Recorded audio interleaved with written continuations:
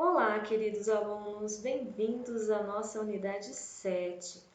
Bom, nessa unidade iremos tratar eixos submetidos a momento torsor. Então, até as últimas unidades, nós estávamos trabalhando com barras solicitadas axialmente, isto é, com forças ao longo, da linha do seu eixo. Agora, nós vamos trabalhar com barras de seção circular submetida a momentos torsores. O que nós vamos tentar estudar? Estudar os efeitos que este momento torsor provoca, Então, avaliando as deformações provocadas e, consequentemente, o campo de tensões associadas. Então, vamos lá para mais uma unidade.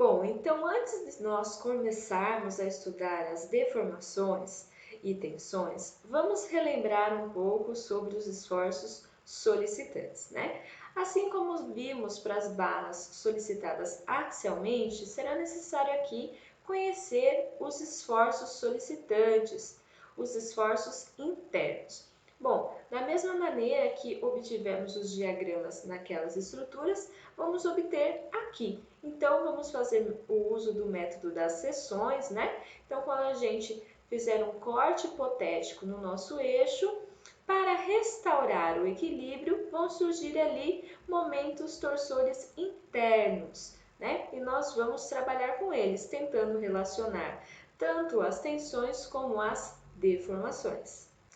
Nosso primeiro item a ser tratado é deformação por torção em um eixo circular. Bom, como vimos anteriormente, para tratar das deformações, temos que ter uma hipótese cinemática, isto é, uma hipótese para o campo dos deslocamentos e das deformações.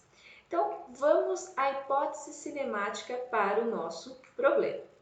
Bom, então vamos considerar esse eixo AB que está indicado aí na figura e considerar também que é aplicado um momento torsor T, e um momento torsor T' iguais e de sentidos opostos.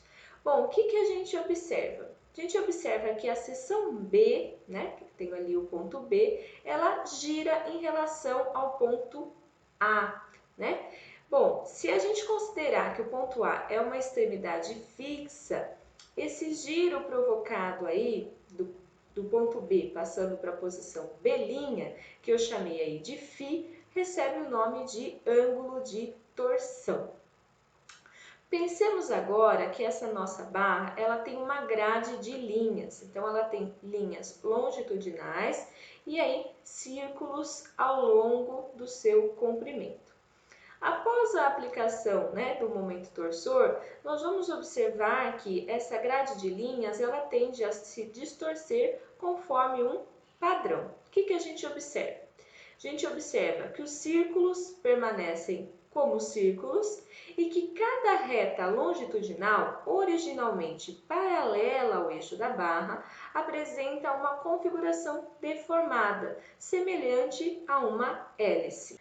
Bom, então vamos lá, para tentar entender um pouco melhor isso, Vamos utilizar uma espuma. Então, eu tenho aqui, uma espuma, onde eu fiz também essa grade, com linhas aqui longitudinais, que são paralelas ao eixo da barra, tá? E com linhas aqui que seriam círculos ao longo do comprimento da barra.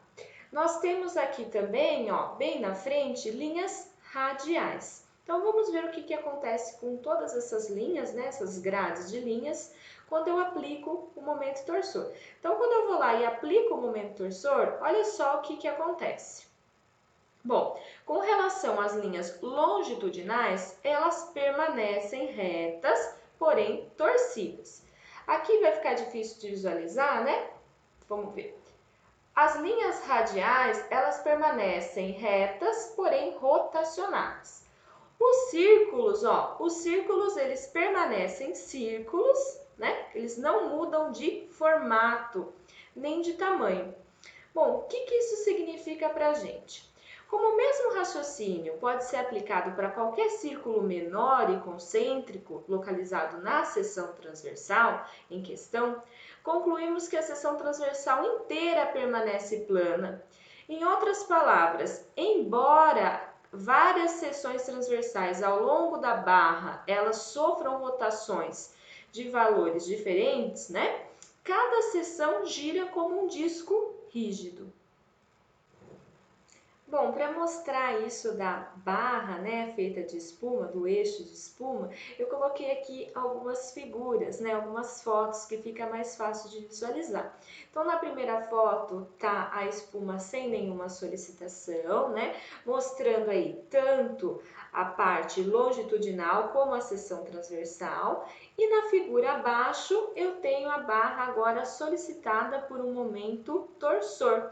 E aí eu observo isso que eu falei para vocês com relação às linhas radiais.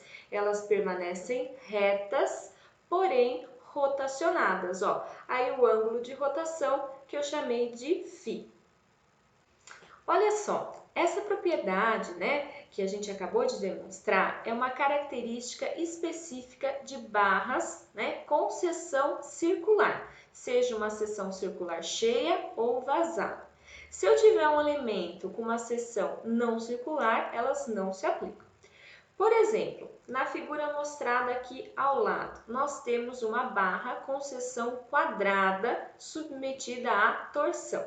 Nesse caso, suas várias seções transversais empenam, isso é, sofrem deslocamentos longitudinais e não permanecem planas. Voltando para as nossas barras circulares, quais são as conclusões que estas observações experimentais permitem que a gente tenha tanto com relação à distribuição de deformações como à distribuição de tensões? Então, vamos lá. Bom, a primeira conclusão que podemos retirar é que, como as seções transversais circulares não mudam de forma e permanecem planas, ou seja, elas não empenam, né? Não surgem tensões normais na direção longitudinal da barra, devido à ação do momento fletor. Outra conclusão. Como os círculos não mudam de tamanho após a aplicação do torque, não surgem deformações ou mesmo tensões normais radiais no material. Então, isso são duas conclusões importantes. Não vão surgir tensões normais nem na direção longitudinal, nem na direção radial. Como vimos, surge um giro relativo entre as seções transversais. Considerando duas seções transversais distantes de um comprimento dx, podemos entender o giro relativo entre elas como um dφ, tá? Podemos admitir que, sendo o momento torsor constante em L, o giro relativo será proporcional à distância à origem do sistema. Aí vem, qual o nosso objetivo nesta aula, né? O nosso objetivo será analisar, né, tentar analisar e encontrar uma relação existente entre o ângulo de rotação, entre o comprimento e o momento torsor. Outro objetivo será determinar a distribuição das tensões, no caso tensões de cisalhamento na seção transversal da barra. Bom, então vamos lá para os nossos objetivos. Então vamos lá, ainda observando a espuma. Considere aí um elemento quadrado ABCD de dimensões infinitesimais. As arestas AC e BC pertencem a duas seções distantes de um valor dx. Essas arestas elas estão originalmente perpendiculares às linhas longitudinais. Bom, após a aplicação do torque, o que nós observamos? Está aqui na figura abaixo. Nós observamos uma distorção no elemento e o ponto B passa para uma posição B' e o ponto D passa para uma posição D', né? O nosso elemento ele não muda de tamanho, ele sofre apenas uma distorção. Bom, Quando nós observávamos isso, né, de ter apenas uma distorção no elemento? Na deformação por cisalhamento. Então, aqui nós temos um caso de cisalhamento puro. O valor da deformação por cisalhamento, ela estava justamente relacionada com a mudança, né, entre o ângulo, que anteriormente era um ângulo reto entre a aresta AC e as linhas longitudinais, e agora tem um decréscimo, tá? O valor da deformação por cisalhamento, que eu indiquei aí de gama, é igual ao decréscimo do ângulo interno, tá? Justamente como indicado na figura. Bom, então vamos retirar essa fatia do nosso eixo, né, da nossa barra. Então tá aí, né? Temos uma fatia com dimensões infinitesimais, né? Então as seções distam um valor de dx. Eu reproduzi exatamente o que a gente tinha lá, então a gente tem o ponto A e o ponto B, e o ponto B', que é para onde foi o ponto B após a aplicação do torque.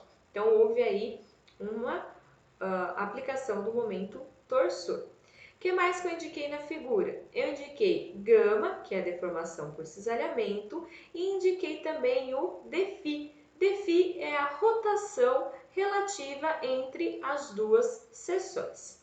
Então, vamos tentar analisar isso daí. Bom, podemos enxergar um triângulo ABB' e com isso calcular a tangente de gama. A tangente de gama será cateto oposto por cateto adjacente. Assim fica tangente de gama igual a BB' dividido por dx. Se eu estiver trabalhando com pequenos valores de gama, eu tenho tangente de gama igual ao próprio valor do ângulo gama. Bom, assim, reescrevendo, eu fico que BB' é igual a gama dx, que eu chamei de equação 1. Por outro lado, o comprimento BB', ele também pode ser entendido como um comprimento de arco. E comprimento de arco vai ser calculado aí como sendo R, que é o raio, né, da nossa seção transversal, vezes o dφ, que é essa rotação relativa entre as seções transversais analisadas. Substituindo uma na outra, eu chego que gama é igual a R vezes dφ dividido por dx, em que gama e φ são ambos expressos em radiando, e R, né, indica a distância radial até a linha de centro da barra. Bom, essa análise foi feita para um elemento situado na superfície externa da barra. E se a gente quisesse conhecer a deformação por cisalhamento de um elemento situado em um cilindro interno da barra, né? Um cilindro de raio R, né? Cuja seção transversal tenha raio R. Então, R aí seria a distância do centro da barra até a superfície desse cilindro interno. Bom, nós vimos que as retas radiais, elas permanecem retas. Então, os raios eles vão permanecer retos. Vimos também que a superfície, as seções transversais, elas giram como um disco rígido. Assim, a análise feita anteriormente valeria também para qualquer cilindro interno. Então, teríamos gama igual a R vezes dφ, que seria então essa rotação relativa entre as seções, né? O ângulo de rotação relativo dividido por dx. Bom, fazendo uma análise, né, vemos que quanto maior o valor do raio, maior vai ser a nossa deformação.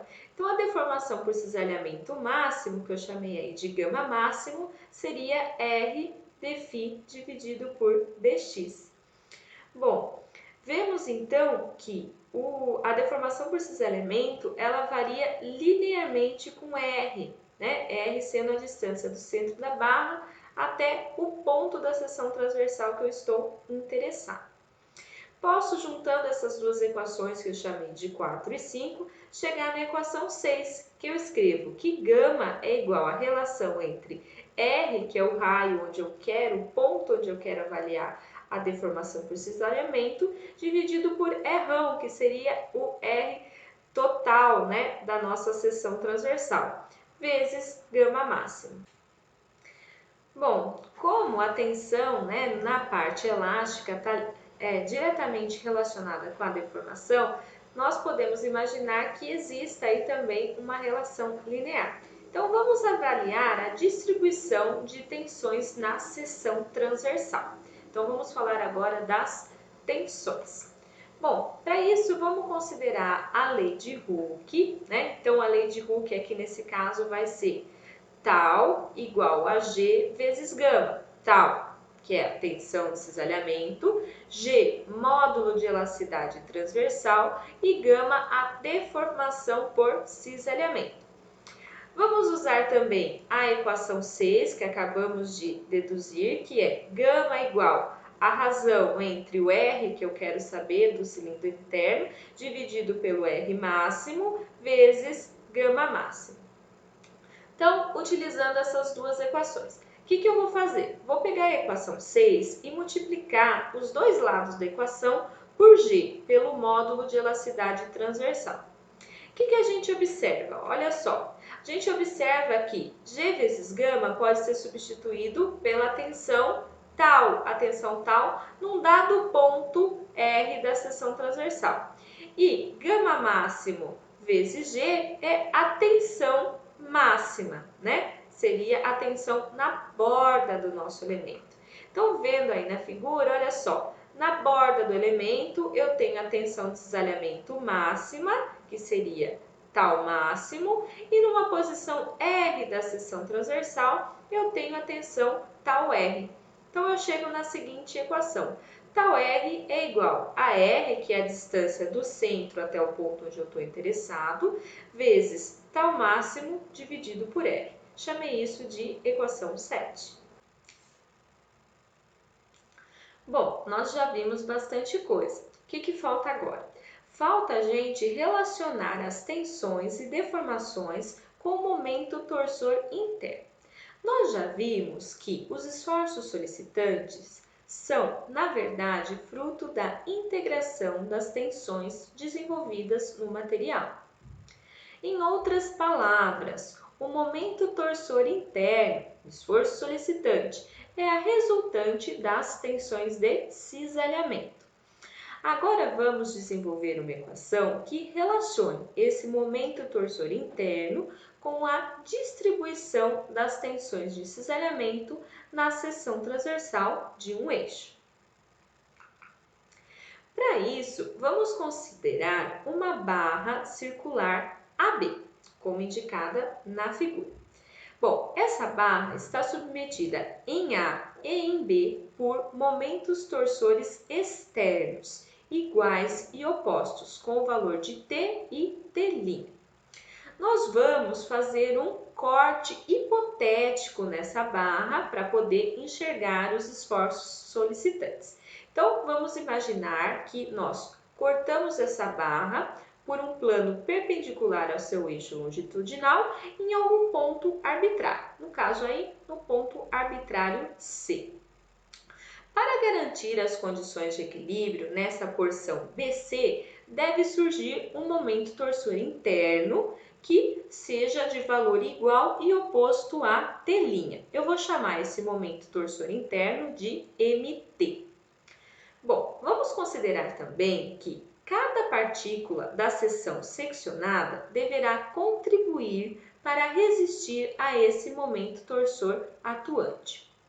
Considere, então, alguns elementos infinitesimais de área distantes a uma distância R do eixo da barra, como está indicado aí na figura. Em cada um destes elementos infinitesimais vai atuar uma força de cisalhamento, que eu chamei de DF.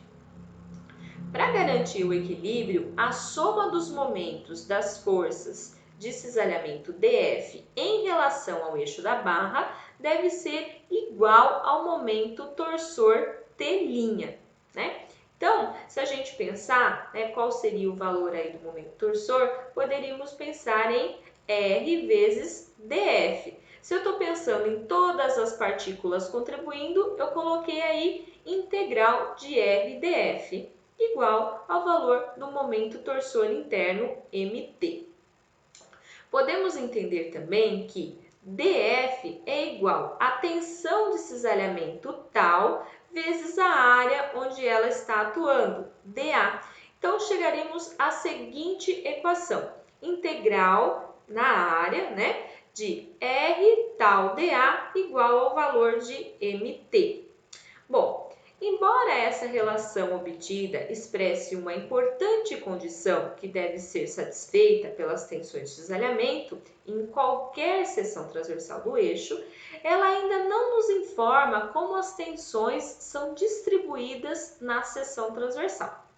Então, o que nós vamos fazer? Vamos juntar dois resultados que a gente já obteve.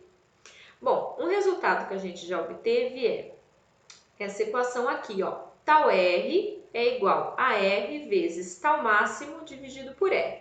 E a equação que a gente acabou de desenvolver, que é o momento torsor é igual à integral na área de tal R, R dA. O que eu vou fazer? Eu vou substituir o tal R, que está ali dentro da integral, pelo valor que a gente já tinha obtido anteriormente. Então, olha só como ficou. Ficou MT igual à integral na área de R vezes tal máximo dividido por R vezes R dA. Né? Rearranjando isso, tudo que é constante eu coloco para fora da integral. Então, ficou MT igual a tal máximo dividido por R, que são valores constantes, e dentro da integral ficou R ao quadrado dA. Aí a gente vai parar para avaliar e relembrar que R ao quadrado dA integral na área é uma propriedade geométrica da seção transversal, que a gente vai chamar aí de IT, que é o momento polar de inércia. Bom, então chegamos à seguinte expressão. Tal máximo é igual a MT vezes R dividido por IT. Bom, onde MT é o momento torsor interno, R é o raio da seção transversal e IT é essa propriedade geométrica da seção transversal chamada momento de inércia polar. Muitas vezes vocês vão encontrar nos livros também a expressão ômega-t, que é uma relação entre IT e R, que é chamada de módulo de resistência à torção. Então, eu teria a expressão simplificada de tal máximo igual a MT dividido por ômega-t. Bom, então aí, né, tal máximo igual a MT vezes R dividido por IT dá o valor, né, máximo da tensão de cisalhamento na seção transversal. Como a gente sabe, a gente já viu aí nos outros momentos da aula, existe uma variação linear da tensão de cisalhamento na seção transversal, valendo zero no eixo da barra. Então, conhecendo esse valor, a gente consegue desenhar esse gráfico que indica a variação da tensão de cisalhamento ao longo, né, da seção transversal de uma barra circular submetida aí a um momento torsor. Bom, está indicado aqui essas propriedades geométricas, tanto para a seção circular cheia, quanto para tubos de parede grossa, ou seja, com a espessura maior do que D dividido por 20. Bom, foi mostrado que a tensão de cisalhamento varia linearmente ao longo da reta radial da seção transversal do eixo da barra. Entretanto, se um elemento de volume do material dessa seção transversal for isolado, veremos que a tensão de cisalhamento não pode ocorrer somente em um plano, devido à propriedade complementar do cisalhamento. Então, tensões de cisalhamento iguais também devem atuar sobre quatro faces adjacentes. Portanto, o momento torsor interno desenvolve não só uma distribuição linear de tensão de cisalhamento ao longo de cada reta radial do plano da seção transversal, como também desenvolve uma distribuição de tensão de cisalhamento ao longo do plano axial da barra, como mostrado aqui na figura. Bom, agora vamos relacionar o ângulo de torção com o momento torsor atuante. Bom, para isso, a gente vai utilizar algumas equações já desenvolvidas. A primeira equação que eu coloquei aqui é a equação 4, né? Essa equação é a seguinte: gama, que é a deformação por cisalhamento, é igual a R dφ sobre dx. Bom, R é a distância do centro da barra até o ponto que eu estou interessada, né? Pensando numa distância radial. Dφ é o ângulo de rotação relativo entre as seções e dx ali a distância entre essas seções analisadas. Outra equação que será importante para a gente é a equação da lei de Hooke. Aqui eu escrevi como sendo gama igual a tal, que é a tensão, dividido por G, que é o módulo de elasticidade transversal.